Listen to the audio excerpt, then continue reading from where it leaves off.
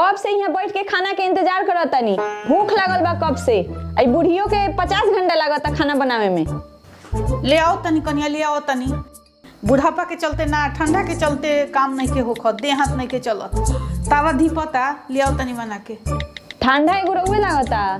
हम सुबह ही से नहा धोआ के तैयार बनी खाना खाए खाती। जल्दी बना के लिए आई। लागता दहेज प्रथा के केस करही के पड़ी। अरे ना ना, ई सब मत करी हो, अभी ले आओ तनी हम बना के। तारा के कोनो हमनी के परेशान करे नहीं सन, जौन कहेलू तौन तो बना के देवे नहीं। ले आओ तनी, अभी ले आओ तनी। भाभी ई सब रुआ ठीक नहीं करत। हमनी माई बेटी के रुआ डेरवा के रखले बनी। तो चुप रहा मुटको, ढेर बोला तारू। एगो तो 2 घंटा से पोछा लगाओ तारू, अभी ले पोछा ना लागल। घुसुकले नहीं खे जाते इनकरा से। तहरा पर तो सबसे बड़का केस ला दे। जब जेल में जाके चक्की पीसे के पड़ी तो सारा मोटाई झड़ जाई। ई सब ठीक नहीं खे एकदम।